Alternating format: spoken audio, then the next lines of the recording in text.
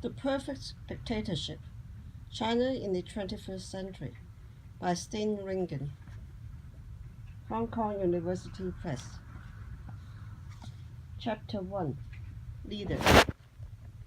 The Chinese state is not just a state, it is a party state. That sets it apart. It is not a democracy, obviously, but nor is it a bog-standard dictatorship, in which typically a military junta holds powers force on behalf of itself or, say, a class of landowners. A party state is more than a one-party dictatorship. It is a system with two overpowering bureaucracies, side by side and intertwined. The state controls society, and the party controls the state. There is a double system of control. Control is the state's nature. If it were not for a determination to control, there would be no rationale for the double system. And once there is a party state, the determination to control is a given. The double system is an awesome structure, all the more so when in the hands of able leaders. The current leader, Xi Jinping, the General Secretary of the party, the President of the nation, and the Commander-in-Chief of the armed forces, now China's strong and domineering leader, is using the apparatus available to him with force and determination. A big and powerful country, a strong state, and ambitious and shrewd leader that adds up to a force to be reckoned with. The rest of us had better understand what is going on. Party states are dictatorships. All the known ones in history have been dictatorships, and the remaining ones, including China, are dictatorships. Communist rule in China was dictatorial before the communists were in control of all the country, established itself as a brute dictatorship nationally in 1949, and continued to be a deadly dictatorship under Mao. China today is a sophisticated dictatorship in which citizens are allowed many freedoms, but only up to a point. At that point, when necessary, and often enough that no one is in doubt, the party states clamps down, sometimes in crude and sometimes in subtle ways, and with whatever force is necessary. It bears being set down at the start and then not forgotten that the regime that presents itself to the world as reformed is one that still rules ultimately by fear, intimidation, violence, and death. However, although it is true that China remains a dictatorship, the term dictatorship is still not adequate as a description of the current system. For now, dictatorship will do, and I will stick with that, but I will come back to a more faceted explanation of the particular brand of dictatorship that has come to operate in China. Everyone knows that China is a party state, but this is one of those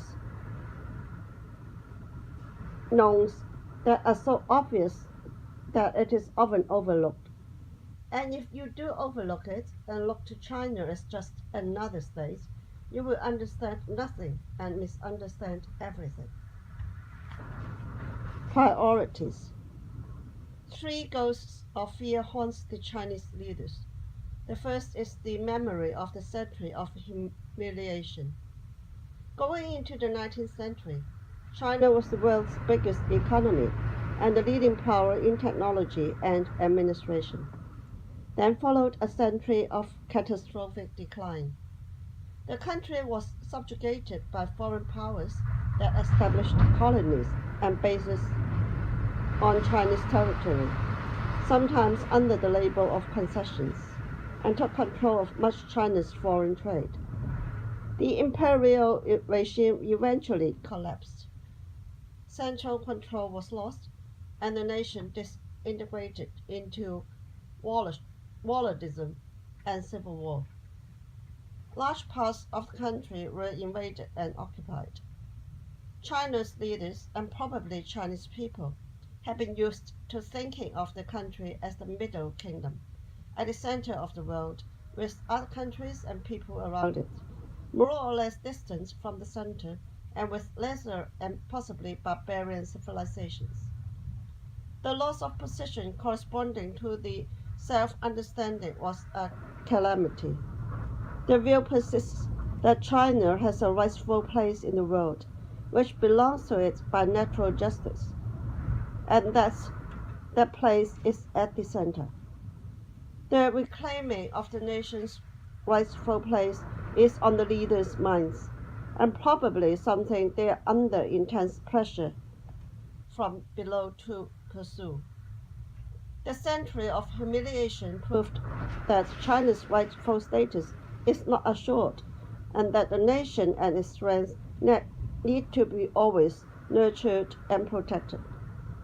When the Communists took power in 1949, Mao declared that China had risen again, and since then, with some setbacks in the process, the leaders have been themselves as working for resurrection in the world. The leaders have seen themselves as working for resurrection in the world. This is, in the current official terminology, the rejuvenation of the nation. The second ghost is the memory of Mao's destructive excesses. After 1949, the country was under central control and gaining in strength and economic progress. This was all sacrificed by the Great Leap Forward, 1958 to 60, and the Cultural Revolution, 1966 to 76. These were disasters for the Chinese people, first of all, but also for the regime itself. They were self-inflicted catastrophes by a regime that had allowed a single supreme leader absolute authority. This experience proved that the party state has in itself the capacity to self-destruct. The lesson for subsequent leaders has been that protections need to be built into the procedures of the party state and the system of management against its inbuilt propensity to excess. And the third ghost is the memory of the gradual decline and eventual collapse of the Soviet Union, the regime on which Communist China had modeled itself. The Soviet leaders, as they looked from Beijing, started with the denouncement of Stalin, neglected their own system, denied its continuity, allowed the economy to falter, and relaxed controls. They made great claims on the obedience of their people, but failed to reward them with prosperity. The experience proved that a great communist power, constituted as a party state, can implode if it is not protected and managed with strength and wisdom. Two main lessons have been drawn in China from the Soviet failure. One is about the importance of controls and that they must never be allowed to erode. But as important is a second lesson, that even solid controls are not enough.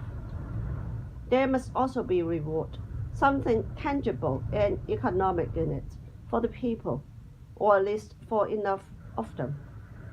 Deng Xiaoping made the understanding accepted that the rulers, in their own interest, must reward the ruled with the experience that they are in a trajectory of prosperity. The reformed regime took to government by rewards. That was productive. However, the question now is whether, under the new leadership, the pendulum is swinging back towards more government by ideology. If so, that could be a shift of great consequence for the Chinese people and for the world. For the party state, there is one single supreme determination, its own perpetuation. The regime that has been in power since 1949 has taken it to be imperative that it shall continue to hold power. Today's rulers insist that the regime is the one that came into being with the communist victory in the Civil War in 1949 and one that came into being with the communist. Sorry. Today's rulers insist that the regime is the one that came into being with the communist victory in the Civil War in 1949, and thus the Chinese Communist Party, the CCP, by definition embodies the continuation of that regime. They claim the right to rule by having liberated the country through revolution and lifted it out of humiliation, and by having shown themselves able to hold it together and under control.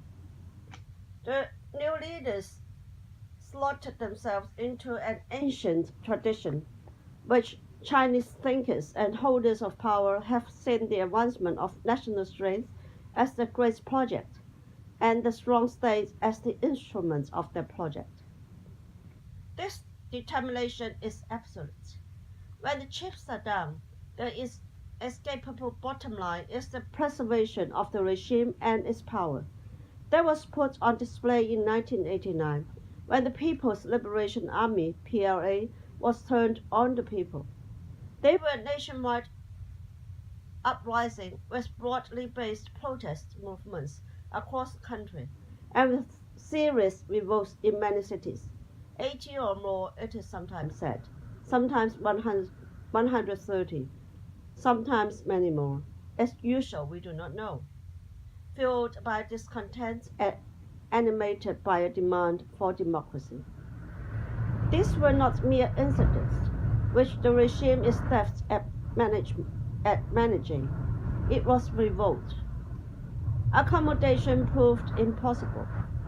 Those within the regime who were inclined to political opening and compromise were sidelined. The regime, and this was in its modern incarnation, reasserted itself with force, even though that put at risk its whole project of reform and opening up, a project the subsequent salvaging of which was touch and go. The nature of the crackdown in 1989 is not well remembered, neither in China nor in the world. The challenge to the regime was not from students protesting, but from a popular revolt with broad support in the population and with participation by various groups of citizens, workers, even officials, even soldiers, for a few days in Beijing and possibly everywhere, even journalists in state media, under a banner that they were fed up with lying. In Beijing, it was not an event contained in Tiananmen Square, but revolt and retaliation that spread through the city. It was not a Beijing event, but a national uprising. Nor is it well remembered what was cracked down upon. The 1988s were years of hope. Young people thought they had a future in an increasingly open society. What was killed, in addition to an unknown number of persons, was hope itself, replaced overnight by hopelessness and empty space where there should be idealism. The people were told that free lives is something they have no business hoping for, and that they should just forget. And it was made clear to them that if they were to demand more than is available, the state would stop them. This was earth-shattering for an optimistic generation and a turning point in recent Chinese history. Dictatorship was reasserted, and the Chinese told it was persist. Overnight, the only available reality for anyone not intent on being a martyr became one of accommodation.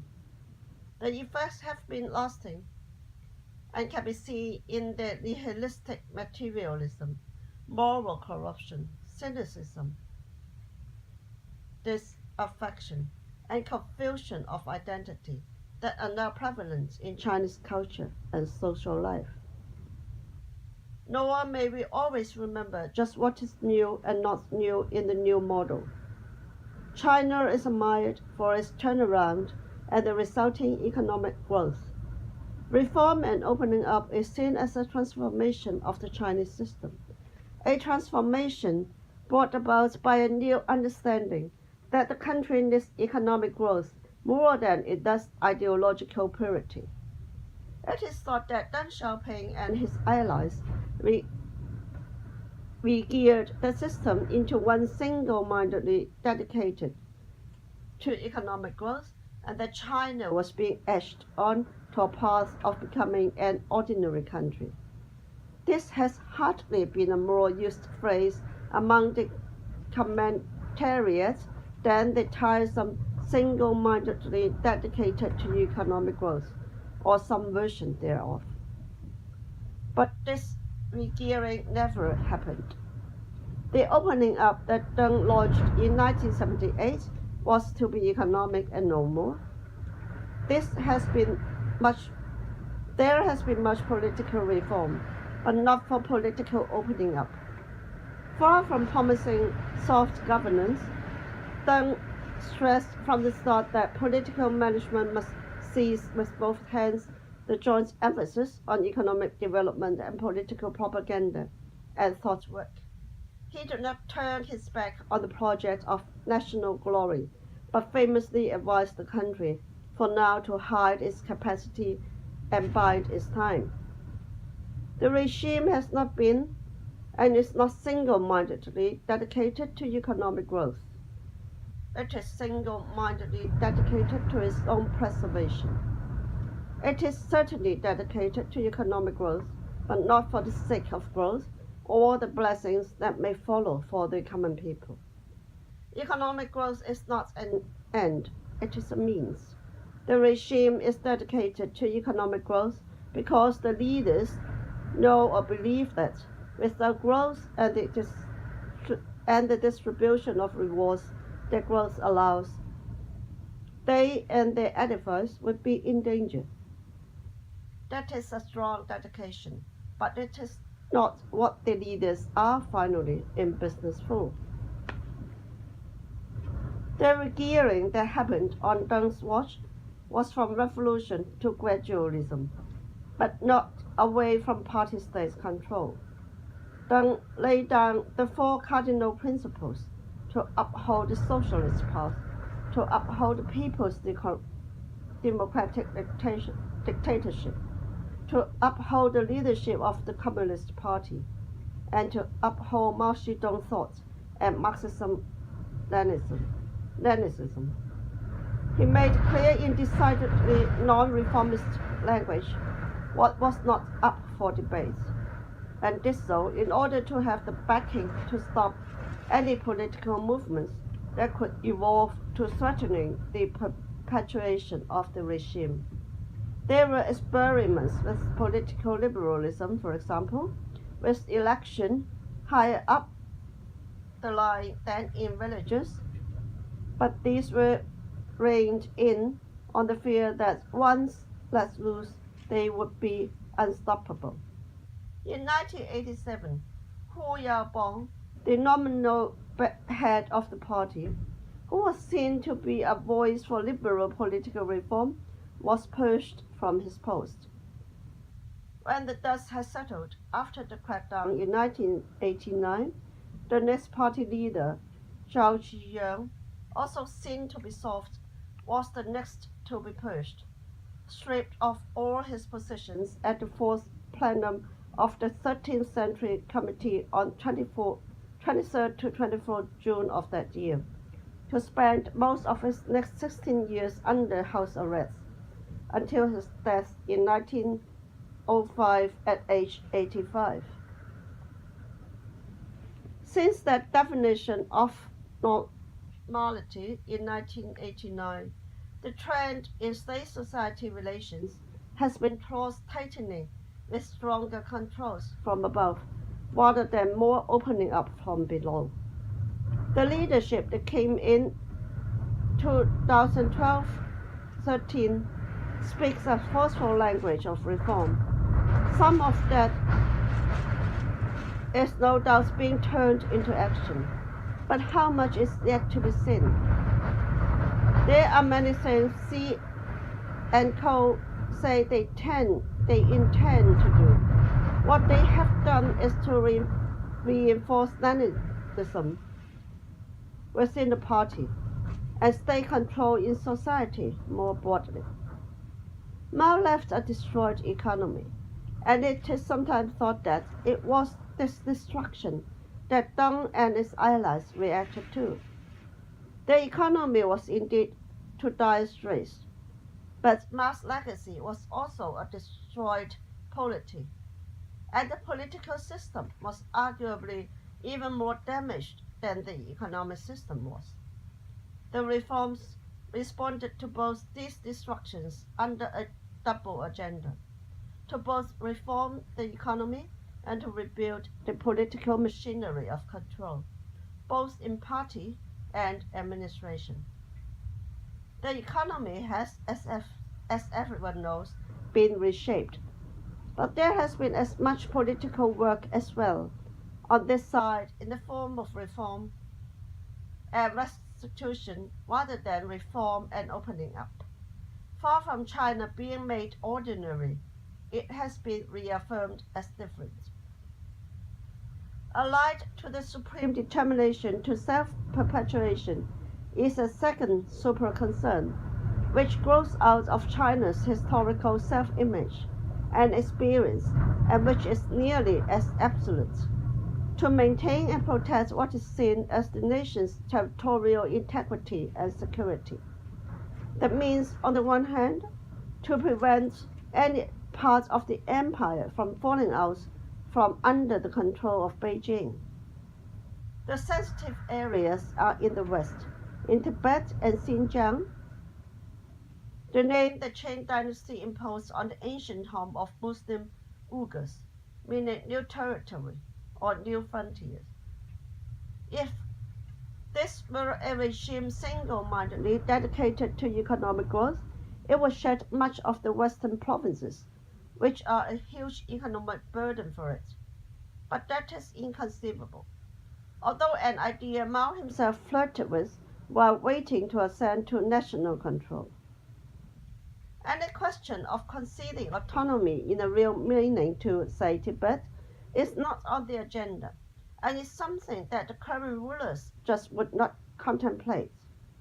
And Tibet does have at least one important resource, water, and good water at that. Instead, they are busy eradicating ethnic cultures and wasting resources by colonizing the western provinces with Han officials and migrants in order to integrate these lands irrevocably into the country, a colonizing strategy that is incidentally also followed quietly and under the radar in Hong Kong. They are investing enormous efforts into the promotion of their own story of Tibet worldwide, including by bullying anyone who wants to be on good terms with them away from official contact or exchange with the Dalai Lama, one of the great spiritual leaders of our times. Anyone they can, that is, which effectively seems to mean everyone except the Americans and Indians, and even the American president now tiptoes about meeting His Holiness recently by refraining from publishing photos from a meeting of theirs, where Mr. Obama exchanged greetings with the Dalai Lama at the annual National Prayer Breakfast in Washington on 5th February 2015, and said he was a good friend. A Chinese Foreign Ministry spokesman retaliated. We oppose any foreign country allowing the Dalai Lama to visit, and oppose any country using the issue of Tibet to interfere in China's internal affairs. The official news agency Xinhua said that the president's action was to drive a nail into the heart of the Chinese people. It also means the consolidation of territorial integrity, where it is not yet settled. The reintegration of Hong Kong and Macau into China in 1997 and 1999 were seen as milestones in the rebuilding of the nation. The rulers are determined that also Taiwan is to be reintegrated. They may be patient about the timing and possibly flexible about the terms, as they were for Hong Kong and Macau, at least as a transition. But in principle, the status of Taiwan as of Tibet is not negotiable. Their version of the one China policy is a principle of respect that foreign leaders who wish to be on collaborative terms are routinely coerced into knowing to, for example, in communiques after official meetings. In the World Bank's China 2030, which was produced in collaboration with the Development Research Center of China's State Council, Taiwan is consistently referred to as Taiwan China. There are unsettled border disputes with India and potentially with Pakistan in Kashmir. Much of the long China-India border between Bhutan and Myanmar is contested. Here, from time to time, these two great powers rub up against each other, sometimes in outbursts of bad temper, as for example, in September 2014, during Xi Jinping's official visits to India, possibly in a Chinese mini incursion, so it was claimed in Indian media, possibly in disregard of Xi's order to draw back, sufficiently to derail the intended friendship building. And sometimes in incursions, as in early and mid 2013, when Chinese troops, without warning or explanation, moved south for a while into what they call South Tibet or South Xizang. In 2011, Tajikistan ceded 1,142 square kilometers of territory to China in an agreement that settled the border between these two countries. The final border demarcations with both Russia and Vietnam were in 2009.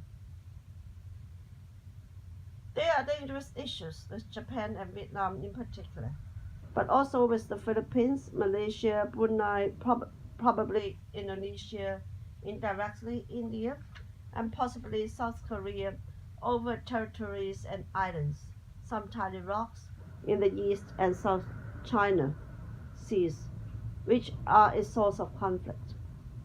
China's claims to its various remote territories, even to Tibet and Xinjiang, even to Taiwan, are based on humbug history.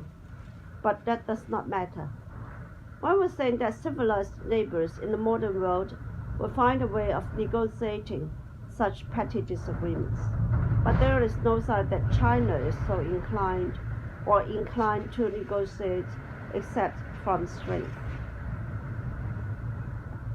Around and following the leadership transition in 2012-13, the Chinese position hardened, and its claims were classified as core interests, which is seen as a declaration that China would not agree to any settlement by mediation, or backed up by increasing civil and military presence and infrastructural construction on and around contested islands and waters, in an apparent strategy of gradually establishing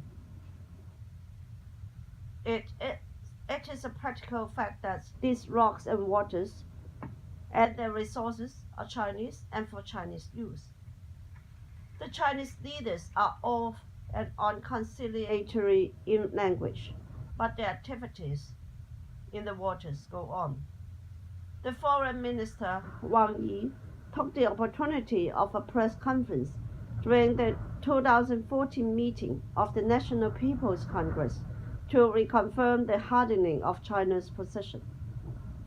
To a question from a Japanese reporter on the deteriorating relations between China and Japan, he answered, "On the issue of principle, history, and territory, there is no room for compromise." and added on the Chinese position that there will not be any change. The official policy is repeated on every opportunity, such as by the Defense Minister, Zhang Wang-chuan, and in exchange with U.S. Defense Secretary Chuck Hagel in Beijing on 8 April 2014, the official policy being no compromise, no concession, no treaty. When U.S. Secretary of State John Kerry was in Beijing on 16 May 2015, Wang Yi said at their news conference that the Chinese claims in the South China Sea were unshakable, and China's determination to safeguard our own sovereignty and territorial integrity as firm as a rock. On 26 May 2015, at a foreign ministry briefing, a spokeswoman warned the Philippines that a small country can't constantly make unreasonable protests. Official map, even in Air China's in-flight magazine, even in the weather map in the official English language China Daily, even on the map of China's ethnic geography in the Shanghai Museum, although there is no ethnicity at all in the sea areas, include all of the South China Sea, up to neighboring countries' shores, as Chinese territory. Within a sea border known as the Nine-Wash Line, which allocates 3 million of the South China Sea's 3.5 million square kilometers to China. This aggression is cheered on by China's Navy, that wants to expand, by the state-owned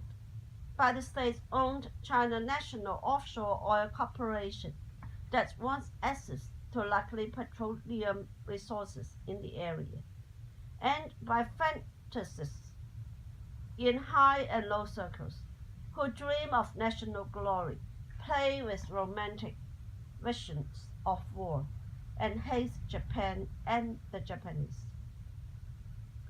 There is a menacing undertone in China's dealings with its neighbors of might is right, a view which in my experience is shared broadly by Chinese people, including those who are educated and familiar with the ways of the world and otherwise non-jingoistic. When China's Foreign Minister Wang Yi gave the Australian Foreign Minister Julie Bishop a public and conspicuously undiplomatic dressing down in Beijing in December 2013 for Australia's criticism of China's unilateral establishment of an air defense zone in the East China Sea between Taiwan and Japan, there was an instant flurry of chauvinistic support on the Chinese internet, although one never knows how much of such flurry from below is orchestrated from above. It all harkens back, no doubt, to a tradition of China expecting tribute from those on its borders, and is an indication of how the leaders think of themselves and their country. It does not help, of course, that official Japan is responding with its own rhetoric of nationalism and militarism.